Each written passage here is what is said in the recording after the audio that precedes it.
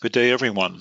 We're now at the start of our webinar titled Effective Web Telecommunications Part 2, talking about webinars themselves.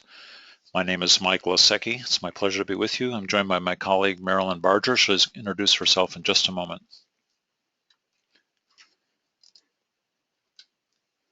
Some of the details of the webinar today. For this webinar, you're going to be in listen-only mode using your computer or your phone. And you can use the question window. We hope you'll ask questions of us. And this webinar is being recorded. Everyone always wants to know, is the webinar being recorded? The answer is yes. Actually, remember to start the recording today. That's good. And you'll be sent a recording link. This webinar is brought to you by the Center's Collaborative for Technical Assistance with additional support from an NSF-funded ATE project. Marilyn, welcome to the webinar today. Why don't you come on and tell us a little bit about this CCTA? All right, thank you, Mike. And I think you are going to progress the slides for me, is that right? I am, and your audio sounds good. Okay, awesome. All right, the CCTA, of course, we have to have an acronym, is a Collaborative Centers for Technical Assistance. It's a group of 5 NSF ATE centers. You can see them listed here, the National Center for Convergence Technology. I'll let you read where they're from and look at their these nice logos. The South Carolina ATE National Resource Center, my own center, the Florida Advanced Technological Education Center, BioLink, and lastly, Networks, which is hosting us today as a webinar host. And the famous Networks Center, yes. Famous. Go ahead. Okay, so what about this CCTA and what is it all about? What are we working on together? What happened was the Department of Labor, the group that's in charge of or overseeing the TAC grants, approached NSF to have some of the ATE centers provide technical assistance to the TAA CCCT grantees in some of the areas that we've been practicing in the ATE community for over 20 years now. And as you all know, or most of you know, the TAC grants are relatively new compared to that. So we do have a lot of experience in some of the same objectives and activities that the TAC grantees would be engaging in. And they wanted a formal way for us to be able to offer technical assistance. That was the Department of Labor. Okay, next. That's your cue, Mike. Okay, so how are we going to do this? Sorry, that's not the objectives. Who's it relevant for and who's it good for? So not only the Department of Labor grantees, but also other National Science Foundation projects and centers, any collaborative group that engages a number of partners especially from different areas, and any workforce-oriented program. All right, next.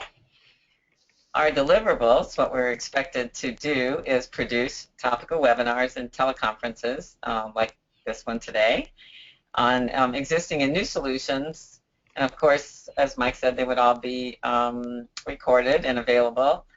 They'll be archived on the ATE Central site, and they're also available now on the ATE Center's website. We can reach them on our own website, our own web pages. There'll be some other online media, including videos and the video transcripts. All right, next. There'll be some convenings, some gatherings, so we can share some of the best practices, lessons learned, the good, the bad, the ugly of some of the activities and things that we've done and tried. We'll have some documented best practices. As opposed to this media presentation, there'll be actual documents that, I was going to say document these best practices or capture them in a text form. And then there'll be some regional discipline specific conferences or convenings. All right, Mike. Oh, and there we are. So as I said, I'm the Executive Director of the Florida Advanced Technological Education Center in Florida. We are housed at Hillsborough Community College in Tampa, and we are very focused on advanced technologies that support manufacturing education for the technicians in our state. We've been around for a little over 10 years and still going strong, engaging more and more companies and colleges across our state. And Marilyn, you're in the tech world too. I am in the tech world. I'm a member of or part of. We are not the host college, but we're a member of the Florida Trade Tech Award. It's a round 2 award focused also on manufacturing. So we work closely with that tech grant. I also wanted to congratulate you on recently being elected to the board of the NCATC, the Advanced Technology Center. So congratulations on that. Well, thank you, Mike. Now, everyone, I'm Mike Lasecki. You can see my picture there. I'm the PI and director of MATEC, the Maricopa Advanced Technological Education Center here at the Maricopa Community Colleges. My claim to fame on the TAC grant is that we didn't get the round 1 grant. Remember, Marilyn, we worked on that one. Sometimes I'm happy that we didn't get that, Marilyn, but in some ways. We've also supported our colleges here in our district on rounds 2, 3, and 4, so we have some experience there on both sides. Now, I have some statistics, Marilyn, that I just dug up. I thought they're impressive. MATEC Networks does a lot of webinars. We've produced over 250 webinars since 2009, and I think the number is significantly over 10,000 registered participants. And I just copied this little image from our professional growth page. So today, yeah, go ahead, Marilyn. I think I was on one of those very first webinars, and at that time you were trying to charge. I believe I might have had to pay for it. I can't remember. We did. That's a long time ago. We did actually try that. Boy, Marilyn, we did not know we didn't have the faintest idea of what we were doing back then. It's sort of amazing to look back on it. But today, what does web telecommunications mean? Well, it's exchange of information over significant distances by the web. That sounds okay. Today, I want to tell you about our purpose. We want to obviously use more effectively web telecommunications. We want to manage our projects better and disseminate information. Today we're focused on that latter, how to disseminate information through webinars. This is a part 2 of a 2-part series. Part 1, about 3 weeks ago, we talked about web-based team meetings, typically up to 6 people, and then larger group meetings. We talked about how to manage them, how to structure them, the problems associated with them. Today in part 2, it's all about webinars. Marilyn, I thought we would start with talking about planning, and then how do you design content for the webinar? It's quite a different format. Number 3, how to manage things like presenters and manage those pesky attendees. I'm just teasing about that. And then finally, how do you orchestrate and execute the live event? Marilyn, this is a live event, right? You and I we're actually live here, and things can go wrong, things can go right during these live events. And finally, some of you might be interested in producing your own webinars. We'll talk a little bit about that. Here's a major caution. Don't think of a webinar as a recycled PowerPoint that you've given to a live audience. So here's a picture of a live audience presentation. You're standing in front of the group. They see your body language, your clues. It's a different environment. If you simply take your PowerPoint from this format and put it into a webinar, it's not the best. Let's look at that final bullet. Think of this. A webinar is a talk show, an audio talk show with pictures. So that's my comment there. Marilyn, let's start with talking about webinars with motivation. You and I collaborated on a webinar about mechatronics. What was your motivation for actually starting that webinar? Don't forget to do your unmute your thing, Marilyn. About that. There you go. This particular topic for a webinar was a result of one of the high-tech conferences where we did some presentations and a pre-conference workshop on a mechatronics topic. And I don't remember if you were in that particular session, Mike, but there were like 110 people crammed into the room for this panel that we had put together, and we had no idea there was so much interest. Yes. And the subsequent fallout was just a lot of email questions came to me, and I said, "Wow, we've got to, we've got to get this under control. Maybe this is a good topic to put on a webinar with Mike." And then I reached out to you, and we talked about it. Okay, so there's a pretty strong motivation. What's the audience that you imagined for this webinar, and how did you use the information about that audience?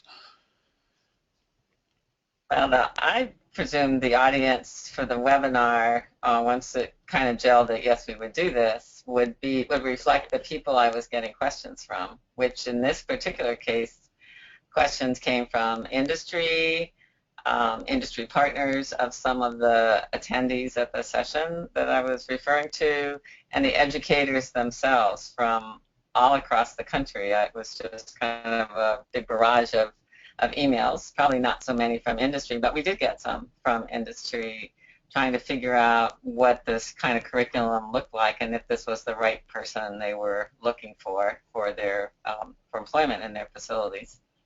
So very much mirrored the requests I was getting for information. That makes sense. I looked back for today's presentation, I looked back at that webinar. You had over, well, let's see, exactly 160 registrants, one of our biggest ones, and they were represented through 32 different states around the United States and 7 other countries. Pretty impressive. Wow, wow. All right, so we talked about audience. I remember we kicked this back and forth, right? The objectives. How do having these objectives help you? What did you do with these things? You don't have to read them all. Yeah, right. I think we had objectives because the people who run Maytech networks suggested you have objectives published on their website when they're marketing the webinar. But much of this was, again, generated by the questions that I was fielding in email and phone calls. So people were looking for, well, what is this? What is mechatronics different from what we're doing now? Industry was trying to define skill sets they needed. And so trying to decide what all of those were objectives and crystallizing those into some particular bullets helped us actually to go to the next step, which was defining some people who would be able to speak to those points. That's true. Recruiting the right people, that's my next slide, right? Recruiting presenters. Marilyn, we found that not everyone, you might assume everyone has presented a webinar, a presenter. That's not the case. Many people haven't done that. And it takes some discussion to make sure that they understand that this is different. See that second bullet there? It says set expectations. I mean, you'll hear me go on and on today about rehearsing. You've got to set that expectation with your presenters that there's going to be a full-out dress rehearsal and timing is important. It's a little bit different, I think, here, but I remember you worked hard with your presenters. You had a bunch of them in that webinar of structuring it and making it happen. Yes, we did. That was a few years ago, and it was pretty new to many of us who were presenting at that point. All right, so let's turn now. We've got our presenters, we've got our audience, we thought about our objectives. Now it's time to market the webinar today. By the way, folks, we're not really talking about mechatronics today. We're just using that as an example, but we do like that topic. So a marketing email. Many of you have gotten our marketing emails from Maytech Networks, and we like to use a very brief description. That's because people simply will not read down the page in emails today. But I think this is an important message that you could convey. As a result of attending this webinar, you will, start with that. Either you'll gain knowledge or you'll be able to apply that knowledge or whatever. Give them a sense of what they'll be able to do. And then make your final thing, hey, register now. Make sure registration is very clear. This is just a little note from the trenches. If you do this over time, you're going to develop a contact list of people that you work with. Marilyn, you've done that for your mechatronics contact list. Boy, if you maintain that list, it's like gold, don't you think, Marilyn? Because you're using it over and over, and if you keep it current, it's really a good idea. Yes, it's really quite valuable. It makes your future communications much easier to keep that current, to drop people who are moving on into different areas, and all of Yep. those kind of housekeeping stuff that needs to be done. We have a student worker that just maintains these lists of things and works on making sure it's clean. So it's been very effective for us. You can see the announcement sent for this webinar a few weeks ago. Registration, most webinar systems today come with built-in registration systems. So if you're involved in producing your own webinar, you'll find that pretty easy to use. Or you can use your own. Eventbrite, I don't know if those of you are online are familiar with that. It works pretty well. There's no cost associated with it. I've used it myself. But from registration, you can do that. All right, it's time for a poll. Marilyn, let me see if I can remember how to pull up the polls. Let's see if we can do that. And I've got to select the poll. Okay. And I'm going to now launch the poll. So everyone, you'll see on the screen, here's a question for you. What fraction of registrants actually come to your webinar? So please go ahead and click on the polling buttons there. I can see that people are logging in quickly. Do you think it's high number like 92% or a low number like 59 or somewhere in between? So I'm saying if 100 people register, how many show up? That's the question.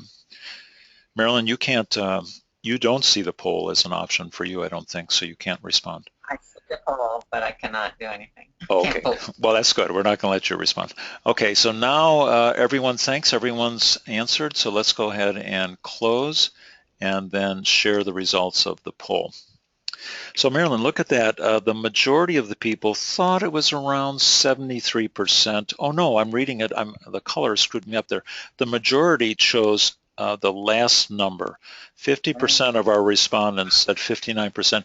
Marilyn, you know they're exactly right. Over time, we've measured this number in a lot of different ways. We typically get between 57 and 63% of those who register attend. Nothing wrong with that. That's not only true for our webinars, but it's true across the country from other organizations that we talk to. Many people register knowing they're going to get that recorded link, and they'll do that automatically. So thank you folks for responding there. Marilyn, let's go ahead and talk a little bit more about marketing. This wouldn't surprise anyone, right? When you send them a marketing email, they're going to lose it. They might lose your second email. If they register, they might lose their confirmation. You advise them to test their system for compatibility, and they forget. This is me too. It's just not everybody. Marilyn, people tend to panic 10 minutes because they can't find the email. They're saying, oh my God, where's my registration email? Has that ever happened to you, Marilyn, or do you know it automatically? Yes. Oh, it has. It certainly happens to me. All right, so we're better about posting them in calendars, so I think that's a good. Yeah, we have started doing that. Yeah. So, there's strategies you can use, things like we always like to assign a reminder just within the hour of the start of the webinar. Therefore, it appears at the top of your email string, and that's good. Today I used to think everyone in the world would want to use voice over IP. That's not true. People often want to listen via phone, and so give them both options. Here's one comment. If you've got a webinar with 95 people in it, you have to mute everyone's audio. You cannot open that audio stream to that number of people. Small comment there. So here's my good practices. We got a bunch of good practices today, Marilyn. Remind everybody within 1 day and 1 hour of the start, and do this by email. That's the way most people are doing it. You think text might work, but that's not viable today. There's too many problems with using that, so do it within an hour. Now, right at the start, Marilyn, we're still now talking about this aspect of the webinar. People might say, oh, I can't get in, I'm having a problem. Don't let this disturb you. Start on time, regardless of what happens. We often add a helpline. We have someone standing by the phone. People call in, they're having difficulty, so we work with them. And by the way, if they miss part of the webinar, that's okay. There's still a recording. It's not the end of the world, so you can manage that. Today, Marilyn, I would say only a few percent of our attendees, a few as 1 or 2%, ever have any difficulty anymore in connecting. So it's pretty seamless. Not really an issue. Yeah. I think there's been a big improvement in the last couple of years with, and also people being more experienced with what they have to do to Yeah. get connected. So that makes a difference. Well, I remember, Marilyn, in those early days of webinars, 2009, even earlier, we would ask how many people have ever been on a webinar before. That was like our opening poll. Yeah. We would say like only 1 out of 10 had actually been on a webinar. It's quite reversed today. The vast majority of people have done this before. So you can take advantage of that. You can do that. All right, so now, we've talked about our audience, our presenters. Now we're getting up to the critical point of the rehearsal. So you've got to get your people there. I found this picture online from an educational organization, and it's sort of a cool looking picture. Rehearsals are dress rehearsals. You want everything to occur as it's actually going to be. Marilyn, in your experience, you've done webinars with us, but you've also produced your own. Why do you think rehearsals are so important? What's your experience here? Well, Mike, I find the rehearsal a place where the story actually comes together. And if you don't, in some cases, you don't really know your presenters that well. You may have met them or they were recommended. It's a good opportunity to get to know them, especially in the context of the presentation material you're going to be giving. And in that way, you're all together and you can build your story and really be able to use the strengths of the different presenters as best you can. And it also helps with so many other things. Certainly the logistics parts, the timing, and people who are not experienced, keeping them to their slides, helping them develop their particular visuals. All of that is important to make the story fit in the time frame, and to tell a good story, make sure that it's all connected. So I think it's really important, and it's kind of a fun time, especially if you're just coming together for the first time with, non-verbal communication, and everybody gets excited about their part and what they can contribute.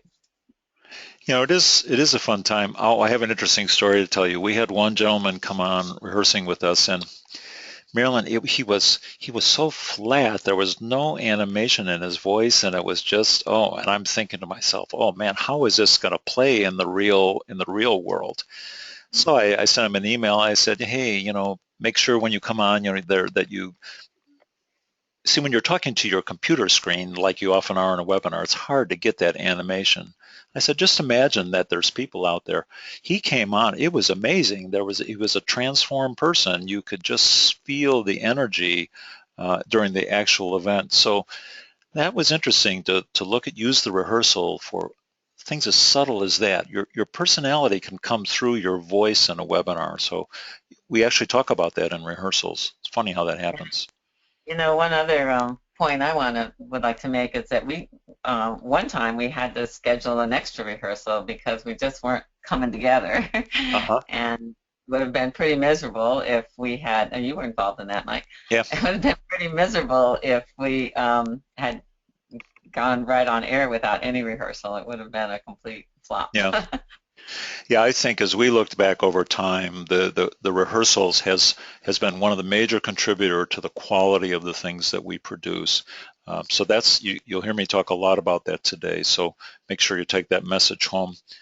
Marilyn, as we talk about these webinar management, really starting with the rehearsal, there's different roles to play.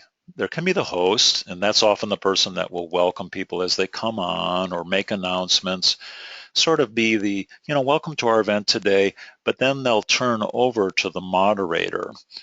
And then, of course, there's the presenters. Sometimes you can think of a presenter, or you might have a panelist. It's actually like a panel, which you're using a question and answer format for. But for presenters, Marilyn, let's talk about that for a second. You and I are co-presenting today.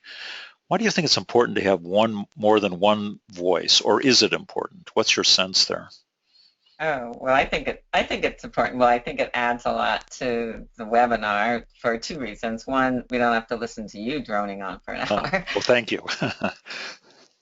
And or some other person droning on. Yes. And that can get tiring to the listeners. So that's an important thing to consider when you've got this flat screen with no live person in front of you. But I think the other thing that I like about it is that it's more like it can be more like a conversation, even in a structured panel situation. It's more like people are talking, and what that does, I think, is engage the audience and the listeners, the participants, a little bit more, feeling like they're part of the party or part of the webinar rather than the talking head in the front of the room if there's just kind of one person there. So I think it maybe helps bring in more of the participants to the webinar. I agree. I made that analogy to a talk show for the webinar. You're driving to work in the morning and you've got the radio on, if you do, and you're listening to the Jerry and Mike show or the so-and-so and so-and-so show. Radio teams often do that. They're playing voices against each other. And you're right, they're drawing you into your conversation. And it's amazing to think of webinars as doing that, but you and I are right now drawing people into our conversation about webinars. And it can work. It can keep people engaged. Otherwise, they're going to be off answering their emails during your webinar, right? Yeah, so maybe you and I can have the Mike and Marilyn show or something. Oh, now we're talking. Hey, let me tell you the next slide here. There's some other success factors when you've got now multiple presenters. Look at that first bullet. It says, let them know who is talking. So people don't always obviously they're going to recognize when I'm speaking and you're speaking today. They've got that figured out now. But if you have 4 presenters, they won't always be able to distinguish their voices. So we learned this trick from our colleagues at the Evaluate Center. They'll put a picture, you can see my picture up in the upper right corner, as a clue to let your participants know who's talking. Again, you mentioned the rehearsal is the time where you talk about timing with your presenters, and how do you transition from one to another. And notice, Marilyn, I'm crazy about this. I have the word rehearsals twice in this bulleted list. That's because I'm just trying to make that point again. This is where you manage the flow with your multiple presenters rather, during the rehearsal. So that's one of the thoughts there. Let's talk about the roles here. If I could elaborate a little bit, it's worth doing this as a team effort, right? So today, I'm actually acting both as host and moderator today, but the host welcomes people. You introduce people to the system like I did briefly, and then that host moves into the background. They're managing the background. Our host then turns his or her attention to the test machine. So you can see in this image right there on the left, the center is our main presentation machine. The left is a PC test machine, and on the right is a Mac. We're seeing what you're seeing, you participants out there. So if something goes awry or maybe a video doesn't play or something, we can keep an eye on things and make sure that it's going. That's important. You wouldn't think that'd be so important, but these are not error-free systems. Let's turn to the moderator role. I welcomed you today. Marilyn and I welcomed you. And I gave you an overview, or rather Marilyn did, of the CCTA group. And we talked about our objectives for today. And then we introduced the presenters. But as a moderator, your key role is to manage the flow, the time, and of course the questions and interactives.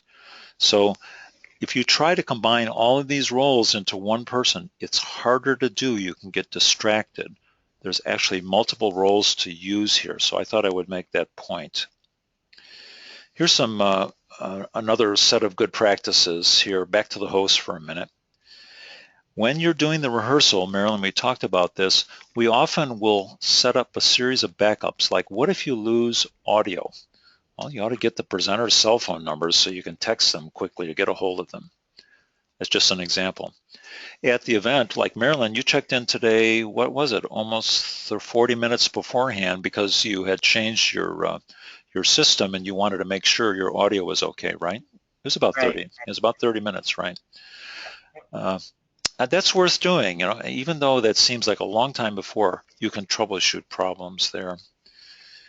We start on time. We try to start within 10 seconds of our start time, and we try to stop on time too. Again, explain the system you're using and manage those background effects. So that's a little summary of the host good practices. Back to the moderator good practices now. The rehearsal is where the moderator really can manage the flow, talk about how the questions will be fed. Marilyn, have you ever been hit with a hanging question? Do you know what I mean by that, the third bullet? No, I don't know what what is I hanging question? wasn't sure if that would make sense when I called it that. Well, here's how it would work. Let's suppose we had three presenters. You and maybe Brad Jenkins was on with us today. I'm just sort of saying things. So it comes to the question period and I say, okay, now I have a question for our panelists today. What's the weather like in Florida? And now the problem is you or Brad doesn't know who should respond, right? So there's silence, Right. wondering who's going to respond to this. See, so what I should do is I should say, hey, Marilyn, I got a question for you. Or Brad, I've got a question for you. See, so that's what I mean about avoiding those hanging out there questions. Gotcha. Yeah. There's one other thing, and I think you might have used this on your own webinars too, Marilyn. You can tell me, seeded questions. So today I want to encourage all of you to use the question window to ask us questions. But sometimes it takes a little while to get going on that. Your participants don't always start putting in questions right away. It takes a little bit to get that going. So we often create a series of questions that will allow us to reinforce our points. So we use those and we have those ready to essentially use as part of the presentation. And then finally, the timing is a key thing here. The moderator can use the question breaks.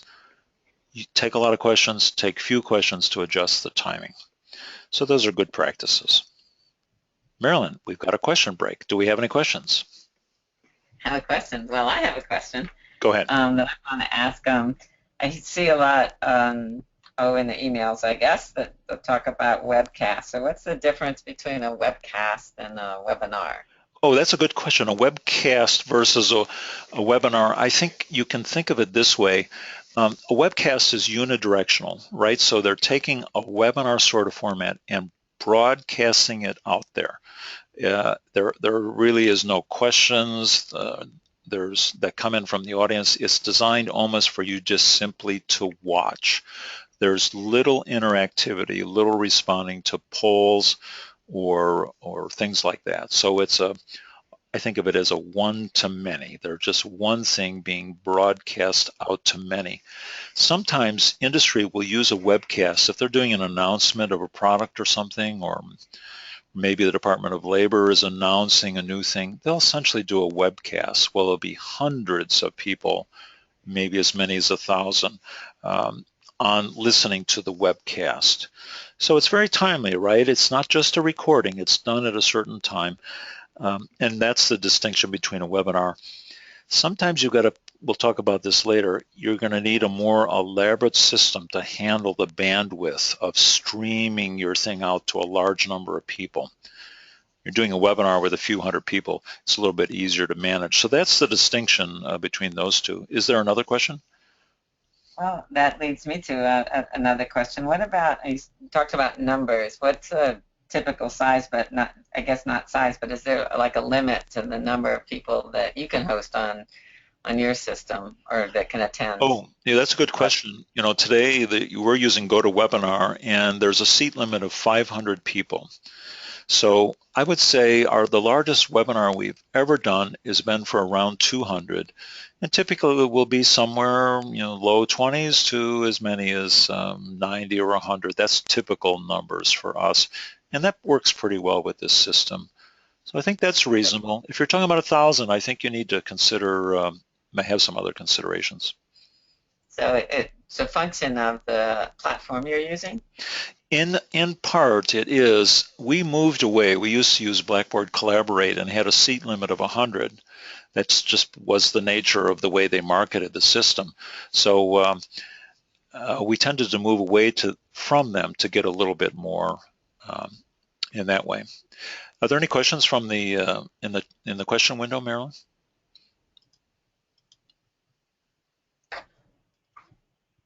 Let's see, we have a comment. One thing that I've noticed is that as participants, We are in the listen-only mode. This seems smart. Is this a best practice? It Sorry if is. this has already been mentioned. I guess it was a No, little. no, I'm happy to amplify that point because all of us have known, even if you get on a conference call with 10 people, you've got background noise, people not muting their phones, things like that. So we deliberately choose the listen-only mode and actually force the questioning to occur through the chat window. There's a subtle reason for that. Others can often participate in answering those questions. So I think it is a good practice. In some ways, you have to do it. You've got to manage that audio background, otherwise it will drive you and your other participants crazy. Do you Well, have any? the Yes, go using ahead. the chat window is nice also because you capture that those questions get captured. So if we can't address them during the time of the webinar, you can go back and respond to them later if we get to know who actually presented the questions and maybe get ideas for what was missing or what was not done well. So it's a good place to get feedback. That's a good point. And we have Anything? Go ahead. time for one more. Yeah, one more. Um, a webinar has been used in the development phase of an NSF ATE center or project that would have a national potential participation. Have webinars been used in the development phase? I'm not sure there would be, certainly you use web meetings and webinar-like formats to convene a team. Let's suppose you have a collaborative team from various places during the development phase. You can certainly do that.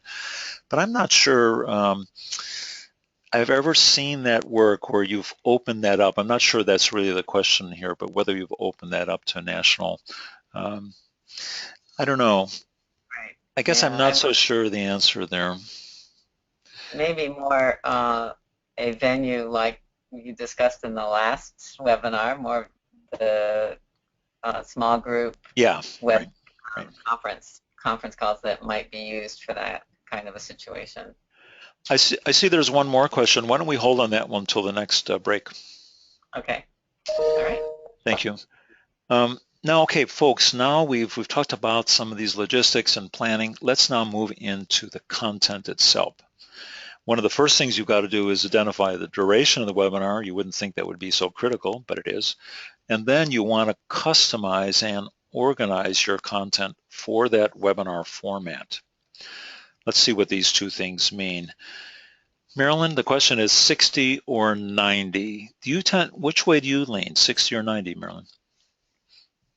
I think 60. I think everybody's so busy these days and trying to multitask so much. I think 60 minutes has become a norm, at least in education. Maybe in some other arenas they use 90 minutes. But I've seen a shift from the ones that I've been involved in and both giving and attending, going down from 90s a few years ago to 90 minutes down to 60 minutes. Well, I agree with you. Like today's webinar is a 60-minute presentation, 60-minute total, and I have seen that trend also. Well, I've seen some people still use the 90 format. Let's talk about 90 for a minute. If it is a 90-minute webinar, look at that bolded 60-minute presentation thing there. I would say you should shoot for 60 minutes of actual presentation time, and then you can see there's 20 minutes set aside for this and 6 minutes for the close and 4 minutes for the intro. So notice how you're going to structure this. Marilyn, let me click to the next slide and talk about the 60er since it's a bit more common today. So your presenters want to know this. You're going to get a hold of a presenter and say, will you work with me? And they'll say, well, how long is this? You'll say it's a 60-minute webinar, and that means we're shooting for 40 total presentation minutes, maybe a little bit more. But you need to set aside some time for the other aspects. So there's the reality of doing it. I think your comment is right, Marilyn, that it's today more of a 60-minute world. You also got to keep their attention for a longer period of time too. Hey, Marilyn, what do you think of this rule of thumb? 1 to 1.2 slides per presentation minute. What do you think? I think that's just about perfect, even though we probably have more than that on this webinar. Yeah, I know at some points I'm going to go faster. Everybody, it's just a rule of thumb, I right? think also for even for presentations with PowerPoint or slides, I think that's a good good mode. Yeah, I It can think be so too. effective with more, but it gets harder and harder to manage. You got to be really good to do that. You know, we did one webinar on digital badges, had a great presenter, and she had 150 slides in 45 minutes. And it was a different style. It was click, click, click, click, click, and you just sort of flowed with her through the whole presentation. It was very impressive. I don't do that. Maybe I should try it sometime. But anyhow, there's our rule of thumb, folks. We mentioned starting your webinar with objectives, right? As you're shaping your content, we already talked about that. We used mechatronics as an example, but also end with a summary of those objectives. Let them know. Today we've talked about, you know, that old saw, right? Tell them what you're going to tell them, and then tell them what you told them. And by the way, as you're developing your content, your objectives, of course, will help you shape and create your presentation. Now let's talk about question breaks here. They're an important part of a presentation. We tend to sprinkle them throughout the presentation itself. I mentioned using some canned or seated questions if time and circumstance permit.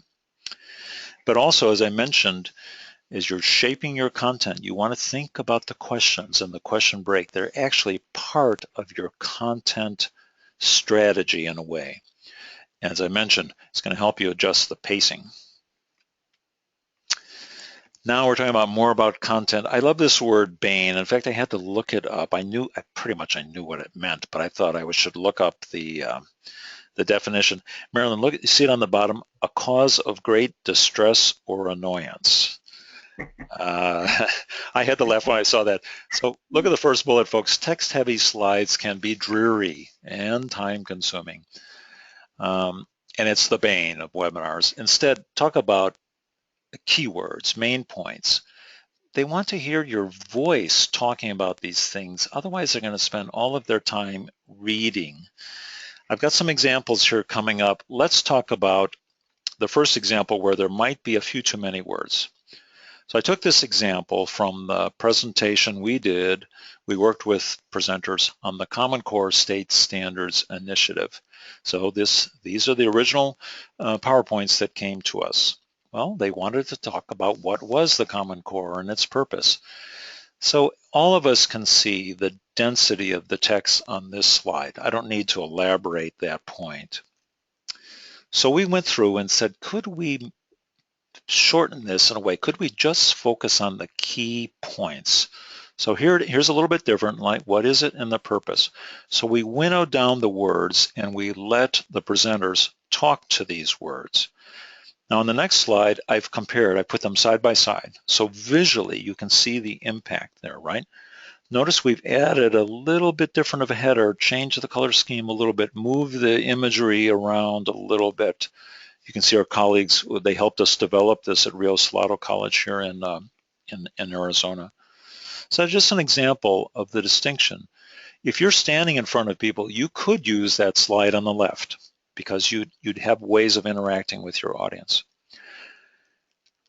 Okay, let's go ahead. Here's another thing about the Common Core Standards Initiative. I see I had I want to give a nod to our Evaluate colleagues on the previous slide. They do a great job of doing this.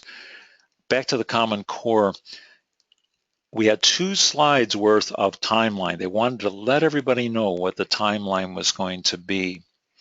So we had an idea, our colleagues here working at Maytech recreated this content into this image.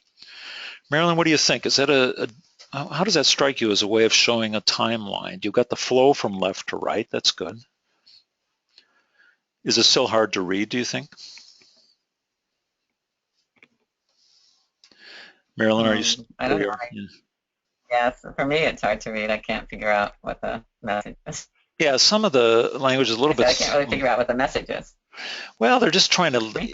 It's a content thing, right? They want to let you know that this went back in the 2010, and now they're trying to show the progression here. But boy, I think it's better at least than having a list of all those words and dates. So there's, here again is the distinction. I had 2 slides of text versus a single slide of imagery. So that's the sense of what you would like to do on these things. Here's my message again. Look at all the words I'm using here. Quality images and graphics, they can help build an interesting presentation. Visual illustrations, visual aids, and sometimes they can be decorative. I'll just throw in an image because it looks cool and it's just something to take your eye there. So I think that's good. Let me go ahead. Marilyn, you and I have always talked about this, right? About enhancing audience participation and interactives. They could be anything from raising your hand, answering yes or no, polling. We had a poll today. You could ask the audience members to type into the chat box. You can give them drawing tools. We're not going to do that today. I was thinking we would, but I don't think we'll do that today, so that your participants can actually draw on the screen. I have an example of that. Marilyn, what do you think? Look for at least 3 to 5 interactives per webinar. Have you done things like that? Yes, as a participant and as a presenter, both. And it's always interesting. People like to know what others in the group of participants, which they can't see, Right. because they're not in the same room. Yeah. What they're thinking and what their experiences are, and what because there's generally that kind of a question that will kind of isolate different audience groups. And so I think that's informative and interesting to people, as well as the learning tools. I love the way Evaluate uses interactive tools. They do it in such an instructive mode, you can hardly help but learn something when you're when you're at one of their webinars, if you're really participating, because they use those drawing tools and everybody gets to scribble on the screen, and it's sort of interesting to watch instead of just a poll. You're right. But they use real examples of what to learn. They might say, here's what's wrong with this statement for evaluation, and they ask you to scribble out words and stuff. So I think that's quite effective for an actual learning tool, as well as making it interesting for the participants. They keep me on my toes. I think, oh my God, they're going to ask me a question. I better be ready. And that's right. Yeah. Marilyn, I'm actually realizing we're having so much fun here. I'm a little bit running long on time, so I'm going to go a little bit quicker. Here's an example. I'm doing a before and after, right? So instead of asking these questions, you could ask people to make X's and think about how they feel now and how they think they're going to feel in the future. You can see this develop during the webinar. Good example of an interactive. I'll just do a quick one on, here's another one, right? You could say, how comfortable are you teaching your students reading? Don't answer, Marilyn, because I think you and I are not very comfortable teaching our students reading. But here's what these. Yeah, here's what the folks said. I'm doing a comparison here. This is an actual shot during the webinar, and most of them were pretty strong about teaching reading. It's a nice visual way of engaging your audience. Let's move on from here. You can use, yes or no. Oh, we could use emoticons, Marilyn. What do you think? Oh, my goodness, so that emoticon. I hate those things. You and I both hate those. Sorry. Okay, good and do it. So anyhow, but you can use those things. I like the thumbs down. Yeah. Let's talk a little bit now. Like the thumbs up and the thumb. Yes. Let's talk a little bit now as we're getting towards the mechanics of the webinar itself, and then we'll be wrapping up for today. We want the event to flow. I found this picture, Marilyn. It's pretty cool, right? And I'm just using it as a decorative thing. And oh, by the way, people often ask us, where do you find these pictures that you can use in a webinar?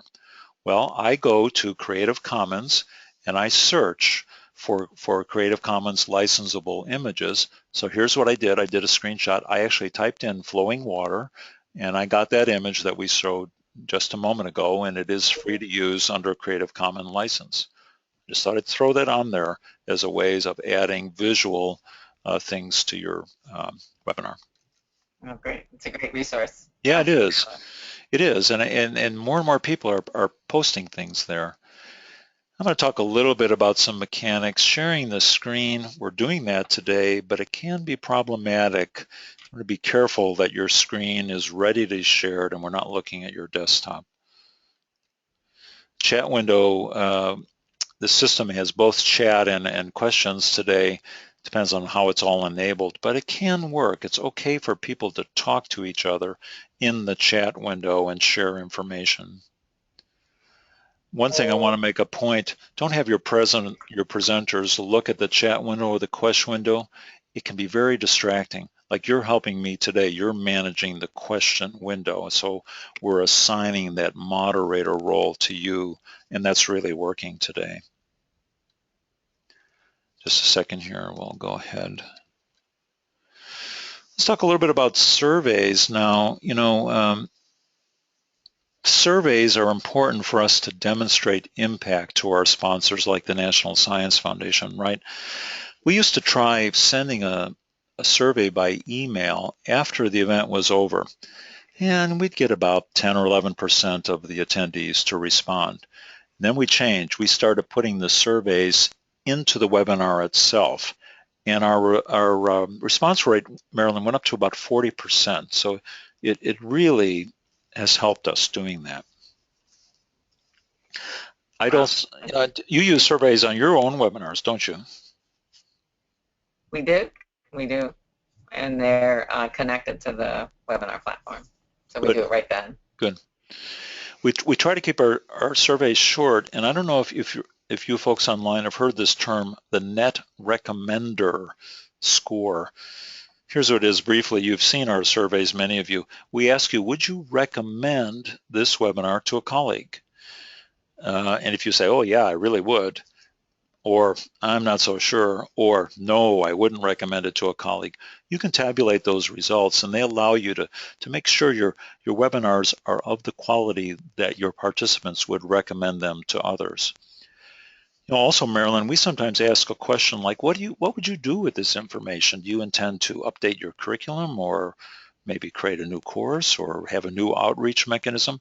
We ask our participants those questions, and then we report that information to the National Science Foundation. So it's pretty good. Folks, today, as you exit, as you close out of the webinar, automatically our 2-question survey will pop up. So please take a moment and respond to it today. I got a couple of don'ts, Marilyn. Don't try to give a tour of a website. You sometimes want to do it because it's easy, but bandwidth will make it very jerky and hard to follow. Same thing showing a video. Like Marilyn, suppose you took a video on your own iPhone and then uploaded and showed it to us today. We'd probably see a very jerky screen thing because of bandwidth restrictions. But it is okay to show YouTube posted videos because they specialize in streaming lots of bandwidth to people. And sometimes you will have audio problems. You might have an attendee who can't see your video or hear the audio. Don't stress about it. Just say, okay, it's not a perfect world. It isn't perfect yet. It's gotten a lot better, but it isn't perfect. Speaking of perfect, we're getting into our final slides now, Marilyn. Making it perfect. Rehearse your stuff. What does that mean? Rehearse everything you're doing. That includes your interface. That includes your content. Includes the way you're going to pass questions back and forth. And importantly, work on the transitions. During the rehearsal, we say, okay, I'm going to clue you when I say this word. That means you take it from there. We actually do things like that. And if done right, it flows very nicely. Make sure you can see what your attendees see. Set up a test machine like I talked about. And Marilyn, we have fun, right? We keep it light. We joke with each other. And why do you think that works? I mean, I know you and I do that, but I think it does work. I think it works. Again, I think it helps bring the participants in, especially if they might know one of the presenters or if they know of the presenters. Yeah. It helps to make it more of a conversation. It's a good thing. I think it just makes people listen more. I don't know why. It's not that it's not serious. It just, it's okay to have fun doing it. Webinars are ultimately fun. We have fun doing them. Recordings add value. I was looking back over some of our statistics over the years, Marilyn, And here's the number. If X people participate, let's suppose X is 100. After 3 months, we look at the number of recorded views. We'll say maybe 30 or even 100 more, that is 0.3 to 1 times as many people will watch the recording who actually came. That's a significant number in terms of dissemination, don't you think?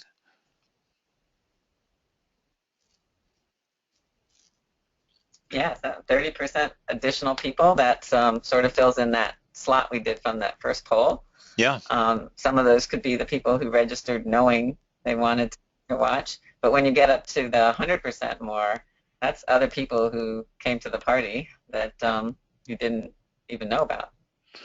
It's a great way to disseminate one resource. One of our colleagues, you know him, Gordon Snyder, of course, he mentions that by doing this, your webinar recording becomes searchable. And so as people are searching for things, they're drawn to your resource. And I think that's pretty cool, thinking about that. As we wrap up here today, people have asked us, Marilyn, what's a good web conferencing system?